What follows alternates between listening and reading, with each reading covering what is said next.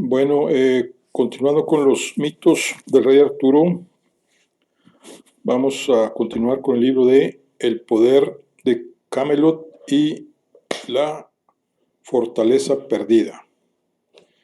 Y vamos a iniciar lo que es el capítulo 4, que se llama Fides Sanguem Umbra. Vamos a ver.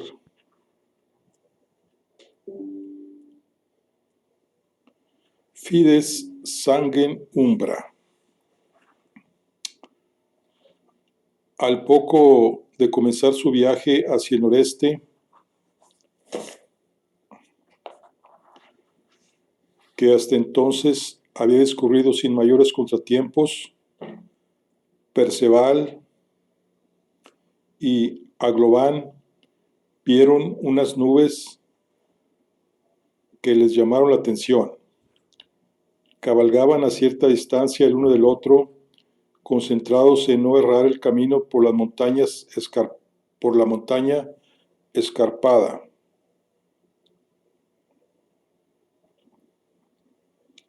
Y ambos se detuvieron un momento a mirar, primero a lo alto y después al valle que quedaba muy abajo. Aquel mediodía el cielo estaba muy cubierto, pero mostraba una enorme abertura en la que se divisaban otras capas de nubes más blancas cuanto más altas. No era un fenómeno extraño. Lo singular era que por el hueco se derramaba lentamente un etéreo flujo de niebla oscura que se iba diluyendo en el aire y aún así parecía ensombrecer el valle.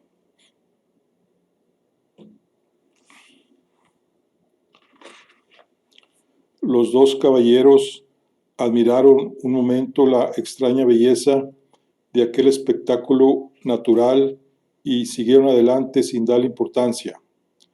Aún no sabían que solo era el primero de una serie de sucesos que pondrían a prueba su razón y sus virtudes.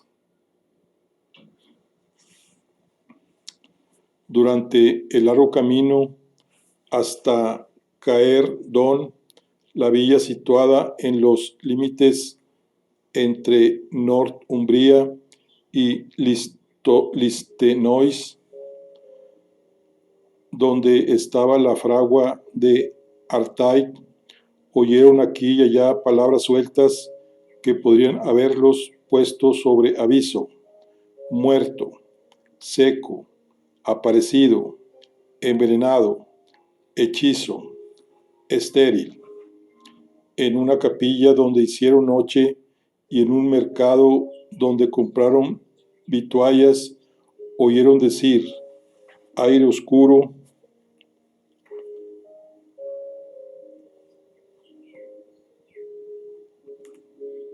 pero no puede entender nada quien no sabe de qué se está hablando. Fue atravesando una inmensa llanura por la ribera de un río caudaloso y poco profundo cuando empezaron a inquietarse. Era una mañana fresca y había una tenue neblina tan baja que apenas llegaba a la cruz de los caballos.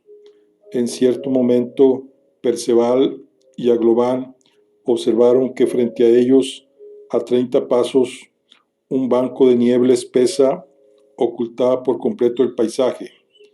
Siguieron avanzando y no se sorprendieron cuando sus monturas que iban a la par se detuvieron. Lo que tenían delante, casi al alcance de la mano, era una pared gris y translúcida. En ella, la niebla parecía estar contenida por un cristal. Solo taloneado con fuerza, sus monturas consiguieron que los caballos decidieran adentrarse ahí. Avanzaron un corto trecho a ciegas y con un frío que les heló los huesos hasta que la nube grisácea comenzó a perder densidad poco a poco, transformándose en hebras flotantes. Lo que entrevieron entonces hizo que fueran ellos quienes detuvieran a los caballos. Ahí el arenoso lecho del río estaba seco, y la vegetación de sus orillas, antes frondosa, era una penosa combinación de matas pajizas y ramas muertas sobre hierba agostada. Les envolvió una sensación de angustia. A una tristeza abismal se sumaba la impresión de tener lagunas, como si perdieran el conocimiento y lo recobrasen de forma casi instantánea una y otra vez, aunque sin ritmo aparente. Cuando los caballos y las dos mulas que llevaban con ellos empezaron a hacer movimientos nerviosos, se miraron y, sin mediar palabra, picaron espuelas para salir de ahí a trote ligero. 100 pasos adelante atravesaron de nuevo una capa de aire oscuro, denso y ciego, y al fin se encontraron otra vez en el paisaje natural de la llanura junto al río caudaloso. Qué suerte de encantamiento era aquel. Era la naturaleza capaz de crear tal desorden sin el concurso de hechiceros o demonios. Solo haber pasado ambos por el trance y las muestras de inquietud de las propias bestias los disuadían de creer que aquello había sido un engaño de los sentidos. Pero aún así fue vano todo intento de juzgar lo ahí vivido con arreglo a la razón. Aquel día, víspera del último del viaje, Perceval y Aglován buscaron alojamiento en una posada. Aunque estaba muy cerca de su destino, la tarde se les había echado encima y una lluvia persistente aconsejaba dar descanso y cobijo a los animales y a sus capas de viaje. El camino hasta el caserón conservaba todavía, aunque muy desniveladas, una parte de las losas de cimentación de una vieja calzada imperial.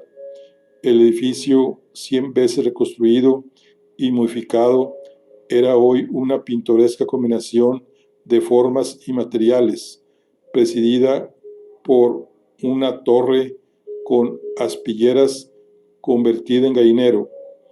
Era evidente que había vivido tiempos mejores, pero los caballeros se acomodaron con gusto en un destartalado dormitorio comunal que al menos estaba seco, templado y en paz, porque no había otros viajeros. Después de servirles una rústica cena caliente, el posadero les preguntó: ¿Puedo haceros una pregunta, nobles caballeros? Podéis, si antes sois tan amable de traernos más cerveza, respondió Perceval, atacando la comida. El hombre tardó poco en llenar una jarra y ponerla en la mesa. Gracias. ¿Qué queréis preguntar?, dijo Aglován. Si uno de los dos es el caballero llamado Perceval, el galés, dijo el posadero. Ese es mi nombre, contestó Perceval.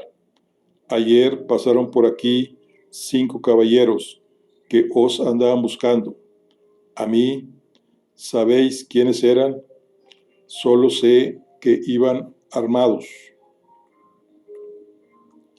y llevaban buenos caballos, que preguntaron por vos y que se marchaban a prisa. ¿Visteis de qué dirección venían? Del norte, y hablaban como los del norte, explicó el posadero. Gracias, buen amigo, concluyó Perceval, y el hombre se retiró. Aquella información hacía muy improbable que los 5 misteriosos caballeros fueran emisarios de Camelot, y ni Perceval ni Aglován le dieron más vueltas al asunto. Más tarde, cuando se acomodó en su catre, el galés pensó que el destino se ocuparía de cruzarlos en su camino si así tenía que ser, y estaba en lo cierto.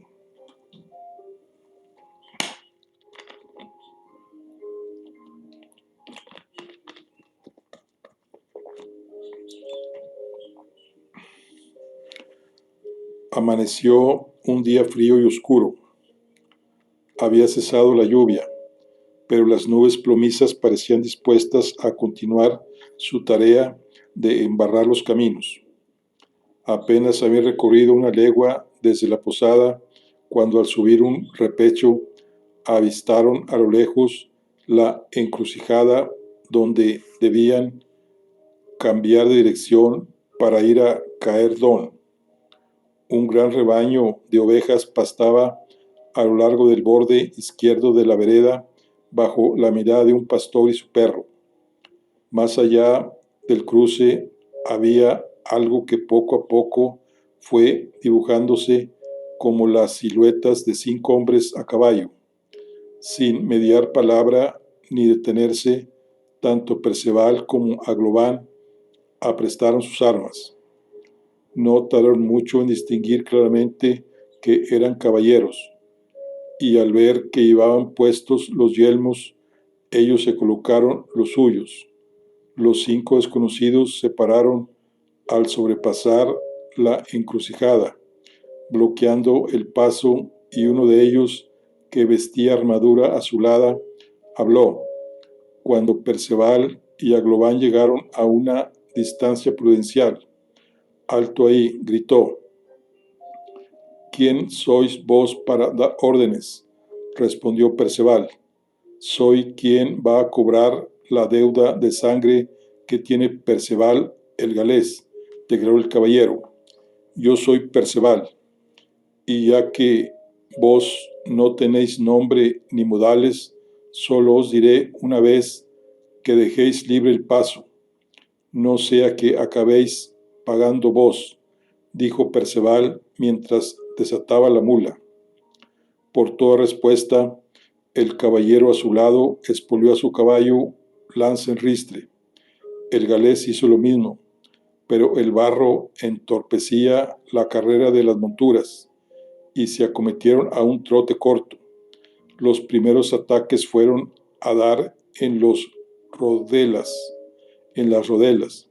Después, el caballero a su lado se agachó para tirar un lanzazo al caballo de Perceval, y este, que logró desviarlo con la pierna, aprovechó su impulso y la posición de su adversario para golpear en la cabeza con el escudo. El sonoro choque de los metales se sumó a los bufidos de las monturas, los ladrillos del perro y las voces del pastor, que se esforzaban en agrupar a las espantadas ovejas y apartarlas lo más posible de la refriega. El caballero a su lado se retiró unos cuantos pasos para recuperarse del golpe y tomar carretilla, pero el tiempo que perdió al dar las medias vueltas permitió a Perceval alcanzarlo con más fuerza, clavarle la punta de su lanza en la coraza y derribarlo. No llegó a herirlo, pero el caballero cayó de costado al suelo y se incrustó en el barro de tal manera que empezó a forcejear penosamente para despegarse de él. «Dejad libre el paso», ordenó el galés a los 4 caballeros que esperaban ocupando todo el camino. Aglován, que también aguardaba el desenlace, espolió a su caballo.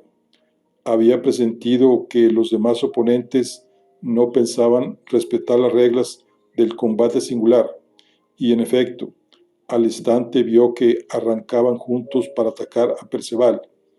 Este clavó talones y corrió en diagonal buscando el flanco del grupo, mientras Aglován pasaba junto al caballero a su lado, que había logrado ponerse en pie y buscaba su montura. Vio cómo Perceval descabalgaba a su segundo adversario de un puntazo de muerte en el costado. La trayectoria oblicua marcada por el galés llevó a todos fuera del camino, a la pradera, donde los caballos se desenvolvían mucho mejor, y antes de que los 3 adversarios restantes volvieran a atacar, Aglován partió su lanza contra el yelmo de uno de ellos, que voló hacia atrás con el cuello roto, arrastrando el caballo en su caída. De inmediato arrojó el asta rota, desenvainó su espada y fue a por otro, pero la lanza enemiga le desgarró un muslo, aulló de dolor, su montura cayó herida de muerte, y ambos acabaron rodando por el prado. Perceval presenció la escena, pero hubo de esperar para socorrer a su amigo. Tuvo que vérselas con el otro caballero y el de la armadura azulada que había vuelto a montar. Corrió contra los dos y ante el asombro de ambos empuñó la lanza a la altura de su cabeza y la arrojó como si fuera una jabalina. El arma voló cimbreando, entró limpiamente por el puntazo que el azul llevaba en el peto y asomó 4 palmos por la espalda. El cadáver ensartado como una perdiz en su espetón recorrió un buen trecho torcido en la silla antes de desplomarse, y Perceval, haciendo un quiebro para esquivar el embate del otro, corrió hacia donde Aglován, pie a tierra, resistía a espadazos el ataque del que anteriormente lo había herido, pero antes de alcanzarlo vio como de un certero golpe dado al paso, su amigo tronchaba la pierna de su adversario por la rodilla y como una vez caído éste al suelo lo remataba. Solo quedaba uno, y Perceval lo tenía casi encima. El galés tomó sin detenerse la lanza del adversario caído que le alargó Aglován y se libró de un golpe en la espalda por menos de un dedo. Con un quiebro y una parada brusca logró que su enemigo lo pasara de largo y tuvo tiempo de volverse a atacar.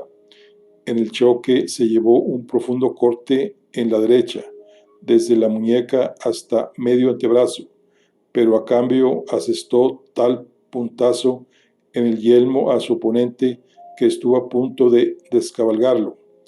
El caballero dio tantos tumbos agarrado a la silla y las crines y de su montura para no caer que perdió el casco y como pudo salió huyendo al galope con Perceval pisado en los talones. Estaría a 30 pasos del rebaño de ovejas cuando el fugitivo cayó por la grupa de su montura como si se hubiera dado con una rama. Rebotó en la hierba igual que una ristra de ollas y quedó inmóvil. Pero en aquel prado no había árboles. Le había partido la frente una piedra. A pocos metros, el pastor del rebaño observaba la escena con una honda en la mano derecha. Perceval, sorprendido de aquel desenlace, se quitó el yelmo y regresó con Aglován después de hacer un gesto de agradecimiento al lugareño. Los dos caballeros sangraban abundantemente, pero con la ayuda del pastor recuperaron la lanza de Perceval, pusieron la silla y los arreos del caballo muerto de Aglován a uno de los perdidos por sus oponentes y recuperaron las mulas. También revisaron los cadáveres y miraron sus pálidos rostros, pero no reconocieron a ninguno ni encontraron nada que permitiera saber quiénes eran. ¿Por qué nos has ayudado?, preguntó Perceval al pastor cuando casi estaban listos para marchar.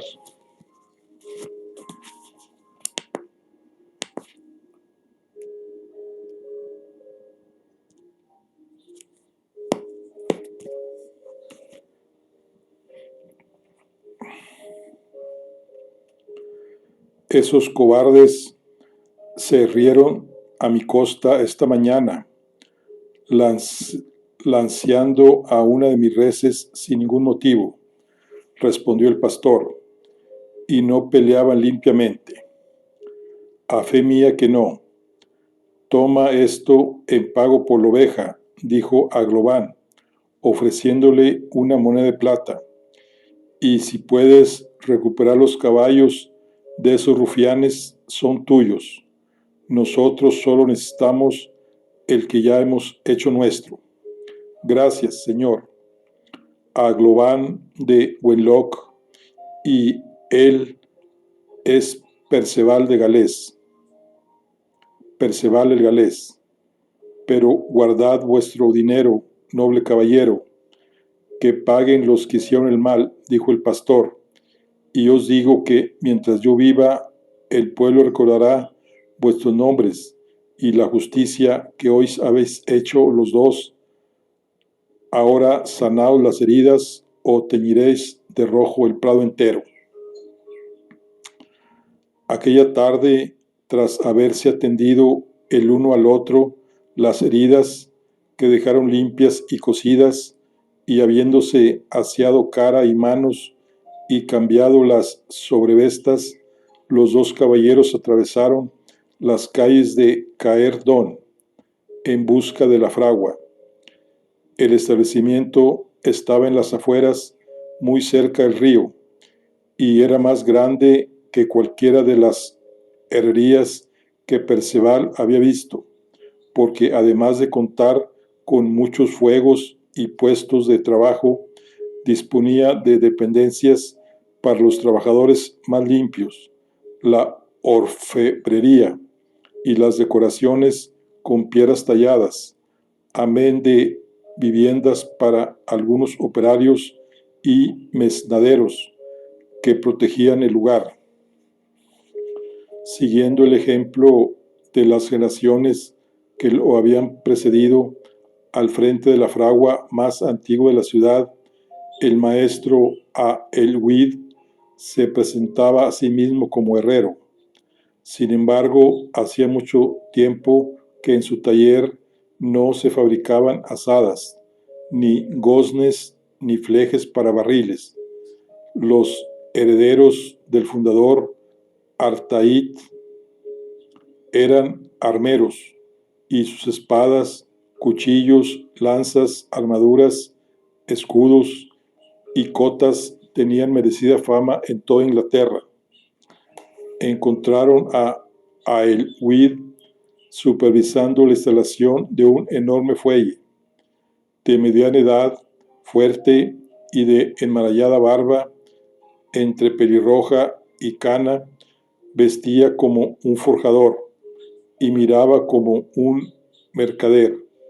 Cuando reparó en la presencia de los dos caballeros frente al taller, dio una última instrucción a los menestrales y salió limpiándose las manos con un trapo ennegrecido de lino gris. Es un honor volver a teneros por aquí, noble Aglobán, dijo. Veo que cojeáis. ¿Estáis herido? Nada importante, amigo Aelwid, respondió Aglobán, y siempre es un placer visitar este templo del buen acero. Os presento a Perceval el Galés, caballero del rey Arturo. Vuestra fama os procede, noble Perceval, saludó el armero. Sed bienvenido. En ese momento, dos martillos empezaron a golpear rítmicamente sobre el yunque, y Aelwid les indicó con un gesto que lo acompañaran a un lugar más silencioso. Tomaron asiento frente a un desordenado banco de trabajo situado en la trastienda del taller de joyería, y Perceval le entregó el guantelete al maestro. Este, después de examinarlo minuciosamente, lo dejó sobre la mesa, entre remaches, trozos de cuero y recortes de hojalata. Es hijo de esta casa, no cabe duda, dictaminó. ¿Sabéis para quién se hizo?, preguntó el galés. No, me temo que no. Es una pieza antigua, más vieja que yo. Me equivoco si digo que se harían pocos guanteletes como este, aventuró Aglobán. Podrías apostar 1 libra de plata. Llevo aquí desde los 6 años y nunca había visto uno de esta clase, pero mi padre me habló de ellos y concretamente de este, respondió Al-Wid. Perceval y Aglován quedaron expectantes, y el maestro siguió hablando. ¿Habéis oído hablar de la justa de las 12 manos? Los dos caballeros negaron con la cabeza. Mi padre contaba que fue un gran torneo organizado por el rey Bronwen en su castillo de Northumbria, en la costa y muy cerca de la frontera escocesa. Lo hizo para homenajear a su aliado, el señor de Windesan. Tras una victoria militar, se construyó una arena grandiosa y ahí justaron caballeros de todo el norte y también de Gales, como los que formaban la guardia personal del rey. Pero algo sucedió durante los juegos. Hubo una agria discusión por el uso de una lanza, o más bien por quien era su propietario, y nadie supo evitar que la disputa se convirtiera en grave pelea entre los hombres del Señor y los del Rey. En el campeonato reinaba la confusión cuando Browen, que estaba armándose en su tienda, fue asesinado de 3 cuchilladas en la espalda, al parecer por uno de sus caballeros, y la pelea se convirtió en una feroz batalla donde se dejaron la vida multitud de hombres de alcurnia, sus escuderos y soldados de ambos bandos. Parece como si aquel triste día todo el mundo hubiera perdido la razón hasta el punto de cometer barbaridades como cortar las manos derechas de los caballeros muertos a modo de trofeo. Es algo más que triste, pero ¿qué relación tiene este guantelete con aquel desgraciado acontecimiento?, preguntó Perceval. Mi padre decía que fue estrenado por su dueño en aquella justa y que llamó la atención. Nunca quiso decir el nombre del caballero, pero yo siempre supuse que se trataba del traidor. ¿El hombre que asesinó al rey?, preguntó Perceval con un gesto de consternación que el armero no supo interpretar. Eso creo, pero no puedo asegurarlo, dijo Aelwyd. ¿Y qué fue de él? ¿Murió en la batalla?, inquirió Perceval con un deje de ansiedad que solo entendió Aglován. Según parece, huyó al norte, dijo el armero, mucho más allá del viejo muro, donde se extienden las severas tierras que habitan los clanes salvajes. Cuando mi padre lo contaba, acababa pronunciando una palabra extraña y chasqueando los dedos. Era como decir que nunca más se supo de él. ¿Recordáis esa palabra?, preguntó Aglován. Creo que era su lema, o formaba parte de él, y estaba escrita sobre la puerta de su torre, ahí en Northumbria. La palabra era Umbra. Umbra, repitió Aglován. Noble Perceval, ¿puedo preguntaros cómo ha llegado a vuestras manos el guantelete?, solicitó el armero. Por un azar, mintió el galés mientras guardaba el guantelete en su bolsa y se levantaba. Y vos podéis ir más allá en vuestra amabilidad y poner a punta nuestras armas. Estamos a vuestro servicio, dijo Aelwyd, levantándose también.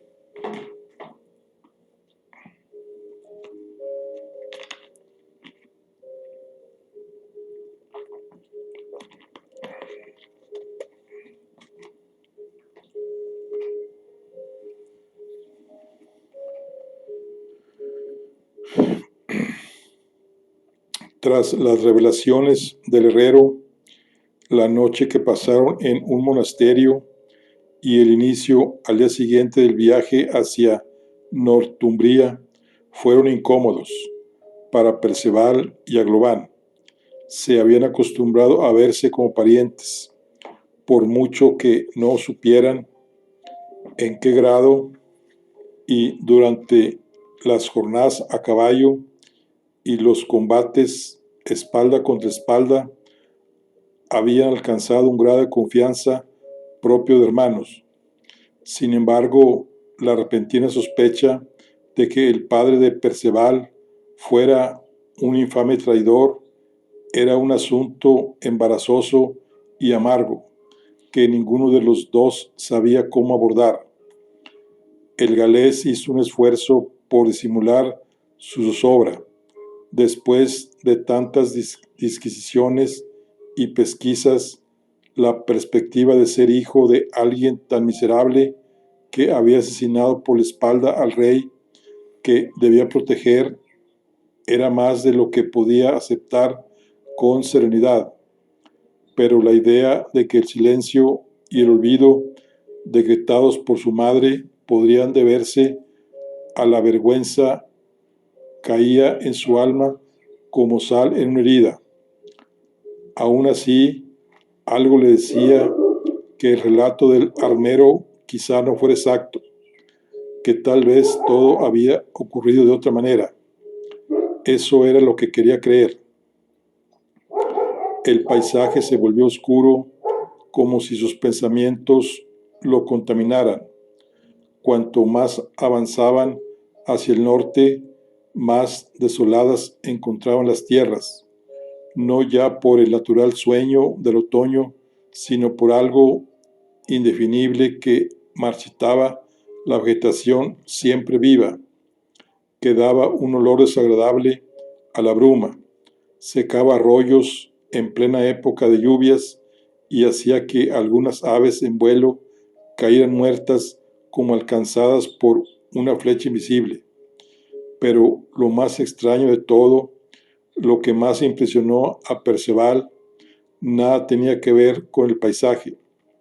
Cabalgaban tranquilamente por una campa cardosa y el galés andaba absorto en sus disquisiciones cuando de repente oyó a su espalda y muy cerca una especie de susurro ininteligible. Era un sonido tenue, silbante, como el siseo de una serpiente, pero aunque no articulaba palabras, parecía humano. Al caballero se le erizó la nuca, dio un respingo, frenó su montura y se volvió bruscamente. No había nada, y sin embargo sentía a su lado una presencia tan fuerte que parecía desmentir lo que le decían sus ojos. Hizo girar al caballo y escuchó, después de un silencio en el que llegó a oír su propio corazón latiendo apresurado, se repitió el susurro a su espalda y aún más cerca, y el galés hizo volverse al caballo otra vez, pero solo vio a Aglován, que se había detenido también y lo miraba sin comprenderlo. ¿Qué sucede?, le preguntó. Temiendo que le estuviera fallando la razón, Perceval optó por quedarse para sí lo que pasaba. Me había parecido ver lobos, fue su respuesta, después de la cual los dos reemprendieron la marcha. Al caer la noche, tras haberse perdido varias veces en una niebla espesa que daba la impresión de cambiar las cosas de lugar, acamparon. Bajo el atrio de una ermita, encendieron un fuego y se sentaron al lado sobre sus mantas. «Hay algo que debéis ver», dijo Perceval, buscando en la bolsa de sus tesoros. Sacó la escarapela que llevaba envuelta en un lienzo y se la tendió a Aglován. Este la examinó y al leer los textos de las cintas quedó perplejo. Fides sanguem umbra, leyó en voz alta. Estaba junto al guantelete.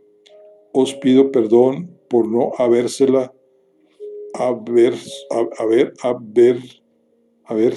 mostrado antes, dijo el galés.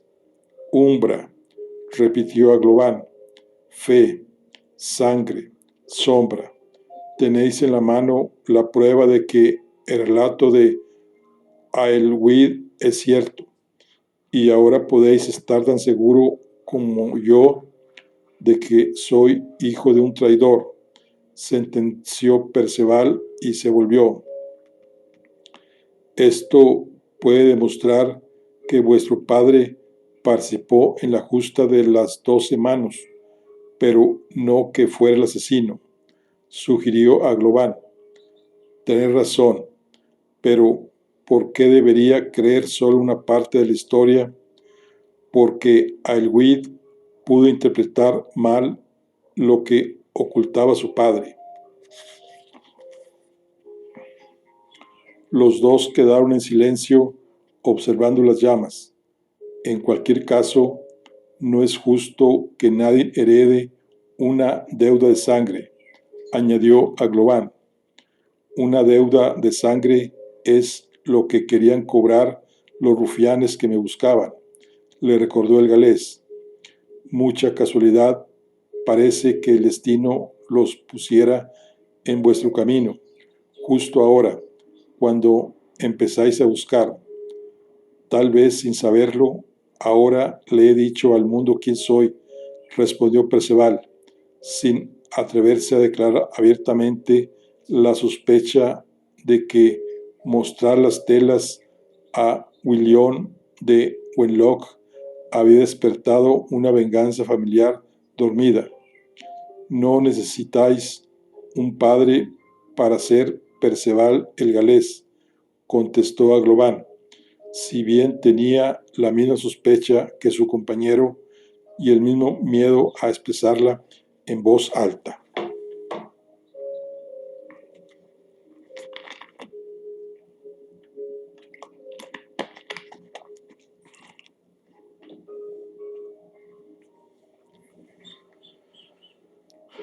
Al alba del día siguiente, la niebla era tan espesa que los caballeros apenas podían verse la mano al extender el brazo. Tuvieron que viajar en fila y a pie, turnándose para abrir camino y llevando a las monturas de la brida. Montaban cuando el velo blanco se aligeraba y volvían a tierra e incluso tanteaban con el pie antes de dar un paso cuando arreciaba el blanco segador. Habían avanzado poco cuando llegaron a un ancho puente de piedra que cruzaba un río oscuro y tan quieto que parecía estancado. La niebla era algo menos densa en la orilla y entrevieron que un carro tirado por bueyes estaba enfilando el paso. Era un vehículo grande y alto, de 4 ruedas macizas y no llevaba a nadie en el pescante, pero los bueyes parecían conocer el camino. Ya estaban sobre el puente cuando se dieron cuenta de que su abultada y piramidal carga no era heno ni leña, eran esqueletos humanos. Eran cadáveres que de alguna forma mantenían ligados sus huesos y sonaban como siniestras campanillas. Perceval y Aglován quedaron petrificados ante aquella visión macabra. Habían convivido con la muerte desde su primera juventud y enviaban hombres a la tumba sin apartar la mirada de los ojos de sus víctimas. Pero aquellos cuerpos descarnados y enteros que parecían cambiar de postura con el traqueteo del carro y aquellas blancas calaveras que daban la impresión de estar riendo, eran mucho más escalofriantes que la carroña de una batalla. Vieron después que detrás del carro iba un caballero con la lanza al hombro. Tenía una barba tan larga que reposaba en la grupa de su montura. Vestía de negro y llevaba un casco antiguo, picudo y decorado con dos alas de gavilán abiertas. Cuando en medio del puente el carro se disolvió en la niebla, el caballero dio la vuelta a su caballo y se detuvo, cerrando el paso. «Podéis haceros a un lado, hemos de cruzar el río», dijo Aglován, que iba en cabeza con la voz quebrada. «Nadie cruzará este puente hasta que el carro llegue a su destino», respondió el caballero, «y por supuesto no lo hará quien vale menos que el excremento de sus bueyes». «¿Qué habéis dicho?», exclamó Aglován, cuyo miedo se había desvanecido al instante. «Lo que habéis oído. ¿Quién sois vos, el traidor o el cobarde? Retirad esas palabras y apartaos del camino o aprestad las armas», dijo Aglován. «No sois el cobarde, luego sois el traidor», retó el caballero. «Basta», gritó Aglován, que empuñó la lanza y espolió a su montura.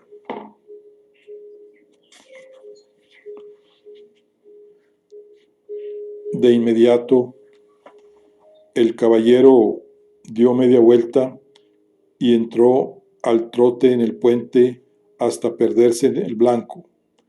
Aglován lo siguió a la carrera y los cascos de ambas monturas dejaron de oírse cuando también se disolvió su figura.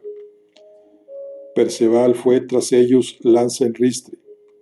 Se sumergió en la niebla y llegó al otro lado sin verlos ni oír el menor ruido.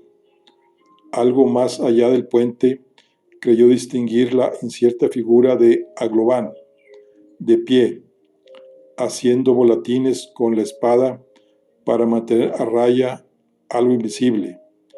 El galés espolió para acercarse y, horrorizado, creyó ver, blanco sobre blanco, que una horda de esqueletos andantes rodeaban completamente a su compañero y lo hostigaban. Sin embargo, la niebla se tragó aquella escena silenciosa, y cuando llegó donde creía haberla visto, no encontró a nadie. Llamó a gritos a su compañero y avanzó un buen trecho, aguzando la mirada, pero nada percibió y al fin se detuvo. Estaba junto a una capilla de piedra. Desmontó para buscar de cerca huellas en suelo, sin resultado, y al dar la vuelta a la pequeña construcción, reparó en una puerta abierta en su parte trasera, en la que partía una escalera de caracol descendente. Ató los animales y emprendió la bajada. En solo 3 vueltas se encontró en completa oscuridad y tuvo que bajar paso a paso para no perder pie. Al fin, después de un camino que se le hizo eterno, empezó a ver algo de luz y al percibir los escalones apretó el paso. La luz era cada vez más clara. Llegó hasta el último peldaño y estuvo a punto de salir por una puerta baja, pero en el último instante se desdijo de hacerlo y quedó aferrado a una anilla de hierro con una mano, con un talón en la piedra y el cuerpo oscilando sobre el vacío. Cuando logró volver dentro, con el corazón en un puño, vio que estaba en lo alto de una torre sin pretil, y a sus pies, mucho más abajo, se extendía un mar de niebla. A lo lejos pasaban volando una bandada de patos en formación. Uno de ellos dejó de batir las alas y cayó a plomo hasta perderse en la niebla. En ese momento, a su espalda, Perceval oyó la voz. Estaba tan cerca que si hubiera tenido aliento, lo habría notado en la nuca. Ya no era un susurro, ahora articulaba palabras, y era claramente la voz de un hombre. Muerto, estaba muerto. Se volvió aterrorizado, pero no vio a nadie, aunque todo su cuerpo le decía que no estaba solo. Con el corazón desbocado, echó a correr escalera arriba, tropezando y volviendo a levantarse hasta que salió apoyando las manos en el suelo y jadeando por la puerta de la capilla. Ahí estaba su caballo y las dos mulas, pero no había rastro de Aglobán.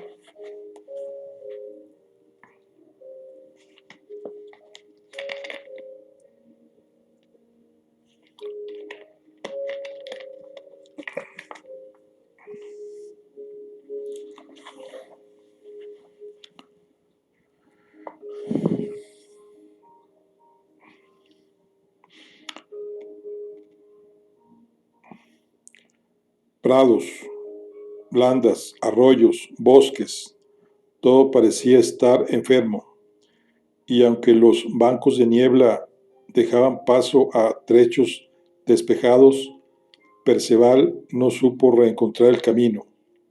Su intención era seguir el trayecto que se habían marcado con la esperanza de hallar a su compañero más tarde o más temprano, pero una y otra vez se perdió y tuvo la impresión de estar volviendo sobre sus pasos.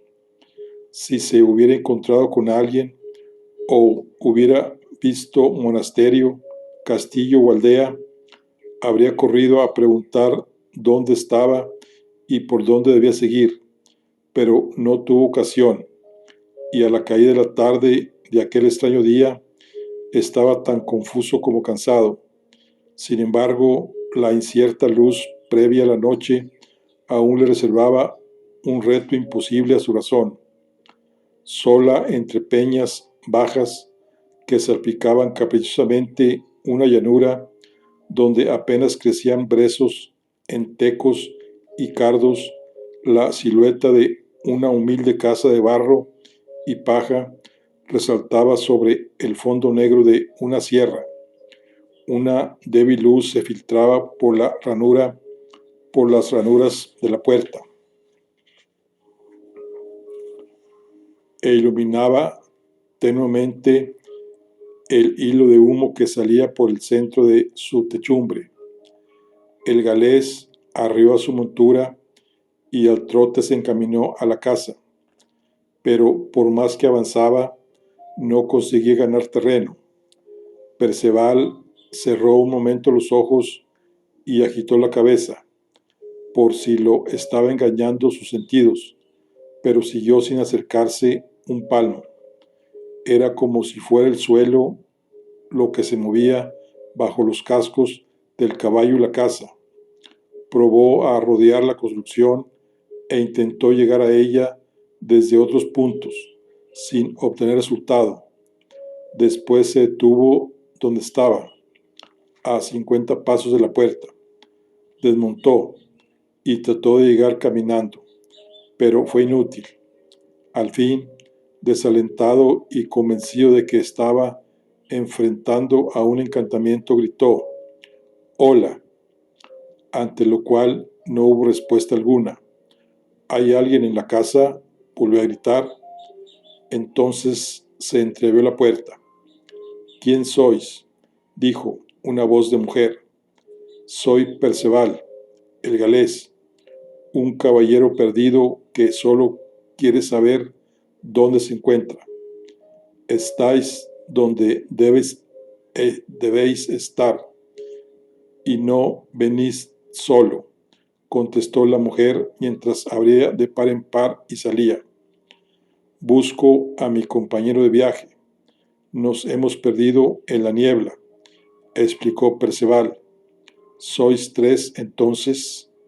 «No os entiendo», repuso el galés. «A vuestra espalda», dijo la mujer, y Perceval se dio la vuelta de un salto, echando mano al acero hacia aquella presencia que ella le indicaba.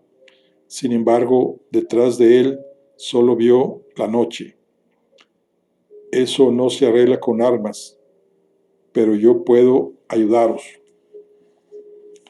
La mujer hundió la mano en su mandil, sacó el puño cerrado y esparció algo por la tierra, trazando un semicírculo con el brazo. Después dijo a Perceval que se acercara. Por fin pudo él cubrir el trecho que faltaba para la casa, en virtud de aquel polvo que había empleado ella. Tal vez fuera una maga, pero parecía dispuesta a ayudarlo. ¿Acaso había alguien más a quien pudiera acudir? Ambos entraron en la casa después de que el caballero atara las bestias junto a la entrada. Un olor balsámico impregnaba la estancia. Había un hogar abierto en el centro, con unas trévedes y un caldero puesto al fuego, una mesa en la que lucía un candil, 2 taburetes, un jergón y un arca componían el mobiliario. Por todas partes colgaban grandes manojos de hierbas secas y había recipientes de barro y madera con semillas, setas y otros ingredientes, ocupando buena parte de un anaquel que recorría la pared. Viéndola de cerca, el caballero comprobó que la hechicera era una mujer joven, de poca estatura y más bien rojiza, con el pelo negro recogido en una trenza y los ojos pequeños y brillantes. Sentaos, dijo, y ella hizo lo propio. Os habla, ¿verdad? ¿Vos podéis verlo?, preguntó el galés. Se trata más de oler. Cada sombra tiene su aroma. Al principio era un susurro. Ahora oigo palabras. ¿Sabéis quién es?, preguntó la mujer. No. ¿Queréis saberlo? A fe mía que sí.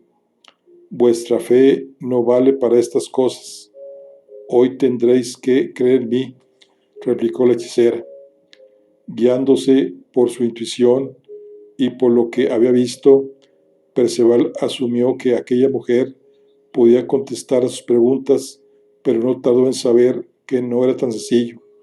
Según dijo, ella le daría una poción que lo enviaría a otro lugar fuera del tiempo, pero sería él mismo quien tendría que conseguir las respuestas. Estaba dispuesto a hacerlo. El galés mantuvo la mirada de la hechicera durante un largo lapso y no encontró razón para temer. ¿Qué podía perder frente a todo lo que ganaría? Sea, dijo.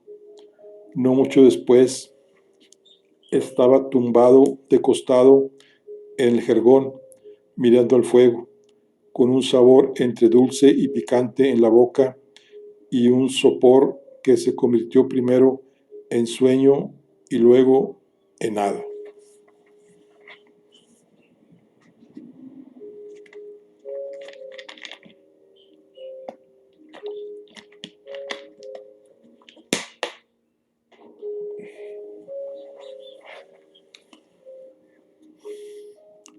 Abrió los ojos. Seguía siendo de noche y el caballero Perceval seguía mirando el valle de las llamas, pero ahora estaba al raso, en una pradera, sentado en una piedra y junto a una fogata. Más allá había otras hogueras y junto a ellas hombres de largas cabelleras, muchos de ellos con grandes bigotes y barbas crecidas que lucían vistosos tatuajes. El galés lo reconoció de inmediato como pictos, los hombres del norte que habitaban mucho más allá del muro de aquella Britania que había pretendido dominar la lejana y perdida Roma. No parecían reparar en él, y Perceval iba a ponerse en pie cuando oyó la voz que lo acompañaba desde hacía días, pero esta vez no sonó a su espalda, sino frente a él. Miró al otro lado del fuego y vio también sentado a un hombre que de algún modo le resultó familiar. Era de edad madura, vestía como un caballero, con cota y una sobrevesta de tono dorado llena de agujeros y de manchas entre púrpuras y negras. Su piel era tan pálida que reflejaba la luz de la luna. Estaba muerto, dijo el caballero, mirando a un punto indefinido más allá de la cabeza del galés, mientras desenvainaba uno de los dos cuchillos que llevaba al cinto. Cuando entré en la tienda real, Brouwens estaba caído de bruces y no había ni guardia ni escuderos. Lo saqué de su espalda, continuó mostrando el cuchillo que reflejó las llamas, y lo tenía en la mano cuando entraron. ¿Quién sois?, le preguntó Perceval. Muerto, más muerto que el rey Bron y los 12 mancos de Northumbria. ¿Quién sois, señor? Encontraré al traidor y haré que confiese antes de enviarlo al infierno, dijo el caballero. Perceval iba a repetir su pregunta cuando un pico se acercó a la hoguera, tomó una rama pequeña encendida y se fue con ella pasando a través del cuerpo del caballero como si fuera de humo, como si en verdad no estuviera ahí con ellos. Por vívida y sentida que fuese, el galés estaba frente a una visión. Señor, necesito saber quién sois, insistió a pesar de todo, con la angustia atenazándole la garganta.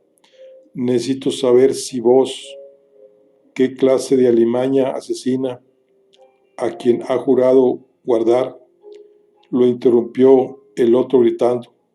Fides sanguem umbra, aunque haya que morir en este lance. Fides sanguem umbra. Ya estáis de vuelta, oyó Perceval a su espalda. Era una voz femenina.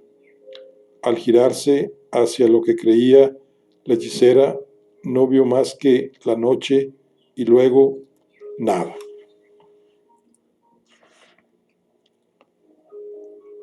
Bueno, aquí concluimos la charla del día de hoy.